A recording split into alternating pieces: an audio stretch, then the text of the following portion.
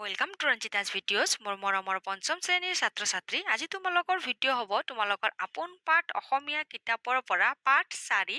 ভোগালী বিহু কবিতা হয় মৰমৰ ছাত্ৰ ছাত্ৰী তোমালোকৰ কিতাপৰ বেলেগ অন্য বিষয়ৰো হিন্দী বিষয়ৰো বহুত ভিডিঅ' মোৰ চেনেলত আছে তোমালোকে যদি চোৱা নাই চাই ল'ব পাৰিবা আজি আমি ক্ৰিয়াকলাপত দিয়া 8টাইবোৰ প্ৰশ্নৰ উত্তৰ আলোচনা কৰিম চেনেল সাবস্ক্ৰাইব কৰি থৈ দিবা নতুন নতুন ভিডিঅ' নটিফিকেশন পাই থাকিবা ক্ৰিয়াকলাপত দিয়া হৈছে অৰ্থৰ সৈতে চিনাকি হও আহা শব্দৰ অৰ্থ তোমালোকে মুখস্থ কৰি থৈ দিবা মৰমৰ ছাত্ৰ ছাত্ৰী পৰীক্ষাত আহে শব্দৰ অৰ্থ লিখিবলৈ আৰু ইয়াত চোৱা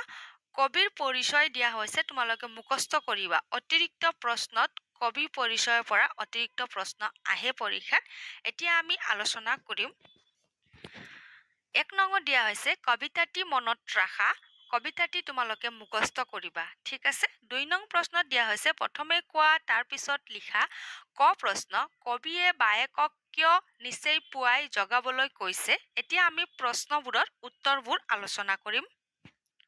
2 নং কৰ প্ৰশ্ন দিয়া হৈছে কবিয়ে বায়েকক কিয় নিশ্চয় পুৱাই জগাবলৈ কৈছে উত্তৰ পুহ মাহৰ শেষৰ দিন আৰু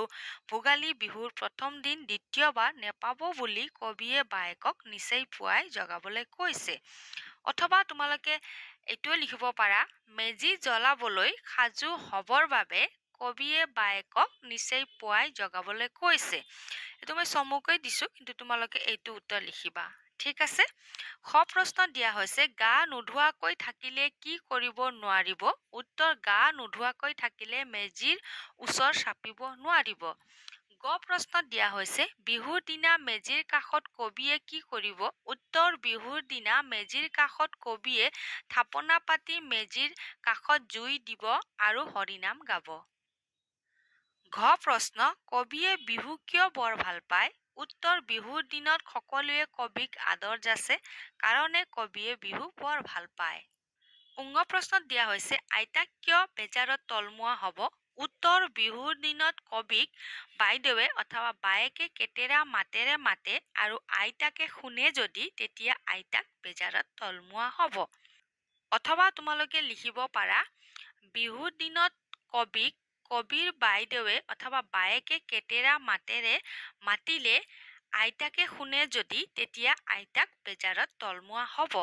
ঠিক আছে মই মাতি শুনোৱা উত্তৰো তোমালোকে লিখিব পাৰা আৰু ইয়াত লিখাখিনিও লিখিব পাৰা শুদ্ধই হ'ব এতিয়া আলোচনা কৰিম প্ৰশ্ন বিহুৰ দিনা কবিয়ে কাক প্ৰণাম জনাব উত্তৰ বিহুৰ দিনা কবিয়ে আইতা দেউতা আৰু বায়েকক প্ৰণাম জনাব দ্বিতীয় প্ৰশ্ন বিহুৰ দিনা কবিয়ে বায়েকক কি খুজিব বুলি কৈছে উত্তৰ বিহুৰ দিনা কবিয়ে বায়েকক ফুল বচা গামোচা খুজিব বুলি কৈছে পৰ্যায় প্ৰশ্ন বিহুৰ দিনাৰ পৰা নতুন জীৱন পাবলৈ কবিয়ে কি শেষ কৰাৰ কথা কৈছে উত্তৰ মিছা কোৱা দণ্ড কৰা থেপেচ পতা শেষ কৰাৰ কথা কৈছে মৰমৰ ছাত্ৰ ছাত্ৰী তোমালোকে প্ৰশ্নৰ উত্তৰ ইয়াৰে পৰা নিজৰ উত্তৰ বহিত টুকি থৈ দিবা এতিয়া আমি আলোচনা কৰিম 3 নম্বৰ দিয়া হৈছে পঢ়া বুজা আৰু লিখা ভোগালী এটা উদাহৰণ দিয়া হৈছে তৰা তৰালি মেঘ মেঘালী পুব পুৱালি ঠিক আছে তোমালোকে ইয়াৰ পৰা চাই লিখিবা নিজৰ কিতাপত লিখিলে কাট পেন্সিল ব্যৱহাৰ কৰিবা 4 নং পঢ়া বুজা আৰু লিখা ৰং ৰংঘৰ ৰংমন ৰংপুৰ ৰংচঙীয়া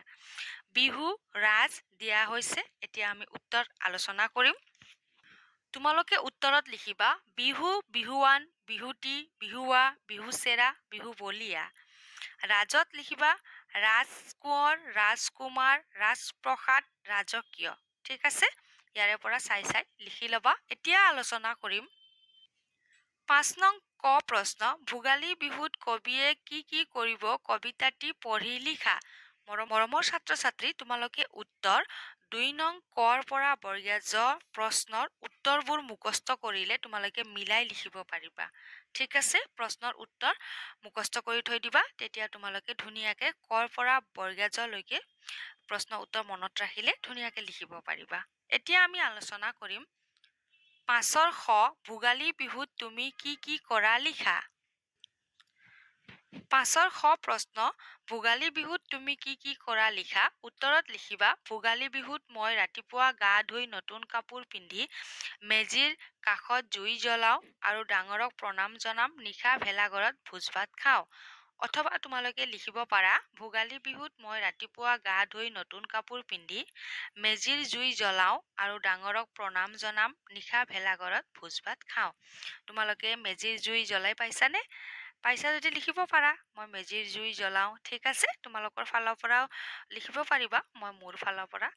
লিখি দিলোঁ ঠিক আছে লিখাখিনি মাতিও শুনালোঁ এতিয়া আমি আলোচনা কৰিম পঢ়া আৰু বুজা তোমালোকে পঢ়ি ল'বা ঠিক আছে এতিয়া আমি আলোচনা কৰিম ৭ নম্বৰ চোৱা কাষৰ বাকচৰ পৰা উপযুক্ত শব্দ বাছি তলৰ খালী ঠাইবোৰ পূৰ কৰা ক মালাক বৰ মৰম কৰে কোনে মৰম কৰে মাকে বুলি লিখিবা ঠিক আছে খ তাইও বৰ ভাল পায় তাইও মাকক ইয়াত চোৱা বানন ইয়াত মই লিখি থৈছোঁ বৰ ভাল পায় গ বনভোজৰ পৰা আহোঁতে মালাই তোমালোকে লিখিবা মাকৰ বাবে দুপা ফুল আনিলে ঘত লিখিবা তোমালোকে মাকৰ পৰা তাই নিতৌ সজ উপদেশ পায় উঙত লিখিবা তোমালোকে তাই মাকৰ আচলৰ ধন ঠিক আছে ইয়াৰ পৰা চাই তোমালোকে লিখিবা ইয়াত মই লিখিয়ে থৈছোঁ ইয়াত দুটামানহে লিখিছোঁ ঠিক আছে ৮ নং প্ৰশ্নত দিয়া হৈছে মাঘৰ বিহুৰ বিষয়ে ১০টামান বাক্যত এটি টোকা লিখা এতিয়া আমি ৮ নং প্ৰশ্নৰ উত্তৰ আলোচনা কৰিম উত্তৰত লিখিবা মাঘৰ বিহু পুহ মাঘৰ সংক্ৰান্তিৰ দিনত পালন কৰা হয় মাঘৰ বিহুৰ আগদিনা উৰুকাত গাঁৱৰ সকলোৱে মিলি বনভোজ খায় এই বিহুত মেজি জ্বলোৱা হয় মাঘৰ বিহুক ভোগালী বিহু বুলি কোৱা হয় মই এইখিনি লিখি দিলোঁ তোমালোকে অলপ দীঘলকৈ লিখিব পাৰা মই চমুকৈ লিখি দিছোঁ ঠিক আছে এতিয়া আমি আলোচনা কৰিম ৯ নং প্ৰশ্ন চোৱা কাতি বিহু কঙালী মাঘৰ বিহু ভোগালী বহাগত হুঁচৰি মাৰে কবিতা ফাঁকিৰ তাৎপৰ্য বুজাই লিখা উত্তৰত লিখিবা কাতি বিহুৰ আন এটা নাম কঙালী বিহু আৰু মাঘ বিহুৰ আন এটা নাম ভোগালী বিহু বহাগ বিহুত সকলোৱে হুঁচৰি গীত গায় আৰু নাচে মই এইখিনিয়ে লিখি দিলোঁ ঠিক আছে তোমালোকৰ কবিতাত যিখিনি দিয়া হৈছে আমাক কবিতা ফাঁকিৰ তাৎপৰ্য বুজাই লিখিবলৈ দিয়া হৈছে মই কবিতা ফাঁকিৰ শাৰী যিমান আছে সিমানখিনিয়ে লিখি দিলোঁ বেছি দীঘলীয়া দিয়া নাই চমুকৈ দিছোঁ ঠিক আছে এতিয়া আমি আলোচনা কৰিম ৯ নং প্ৰশ্নত দিয়া হৈছে বাক্য ৰচনা কৰা এতিয়া আমি বাক্য ৰচনা আলোচনা কৰিম বাক্য ৰচনা কৰা মাহ প্ৰসাদ বাইদেৱে আজিয়েই মাহ প্ৰসাদৰ খোলা এটি সজাই থৈছে তলমুৱা কবিক কবিৰ বায়েকে কেতেৰা মাতেৰে মাতিলে আইতাই বেজাৰত তলমুৱা হ'ব চিৰকাল বেয়া বস্তু সদায় চিৰকাললৈ ত্যাগ কৰিব লাগে দুনাই এবাৰ পাৰ হৈ যোৱা সময় দুনাই নাহে এই দুটা মই মোৰ ফালৰ পৰা দিছোঁ তোমালোকে দুনাইত লিখিব পাৰা এবাৰ পাৰ হৈ যোৱা সময় দুনাই ঘূৰি নাহে দুটা মই কবিতাৰ পৰাই দিছোঁ মই বেছিভাগে কবিতা পাঠৰ পৰাই মই দিবলৈ চেষ্টা কৰোঁ তোমালোকেও কবিতা পাঠ ভালকৈ পঢ়িবা আৰু বাক্য ৰচনা তাৰে পৰাও লিখিবলৈ যত্ন কৰিবা যদি তোমালোকে জানা তো তোমালোকৰ ফালৰ পৰা কৰাটো খুবেই ভাল হ'লেও তোমালোকে নিজে কৰিবলৈও চেষ্টা কৰিবা মই খালি দেখাই দিছোঁ যে বাক্য ৰচনা এনেকৈ কৰিব লাগে অথবা এনেকৈ কৰিব পাৰি ঠিক আছে এতিয়া আমি আলোচনা কৰিম ইয়াত দিয়া হৈছে নোহোৱা অৰ্থ প্ৰকাশ কৰিবলৈ ক্ৰিয়াপদৰ আগত ন যোগ হয় আৰু ক্ৰিয়াৰ আদি স্বৰটো নৰ লগত যোগ হয় ক্ৰিয়াৰ প্ৰথম স্বৰটো আ হ'লে কেতিয়াবা ই এ লৈ পৰিৱৰ্তন হয় উদাহৰণ পাম ন যোগ পাম নাপাম নেপাম আমি নাপামো পালোঁ নেপামো পালোঁ হয়নে তুমি নিজে নতুন শব্দ সাজা ইয়াত চোৱা ন যোগ চাপিবা নেচাপিবা ন যোগ থবা নথবা ন যোগ পাওঁ নাপাওঁ অথবা নেপাওঁ ন যোগ গাওঁ নাগাওঁ অথবা নেগাওঁ ন যোগ হ'ব নহ'ব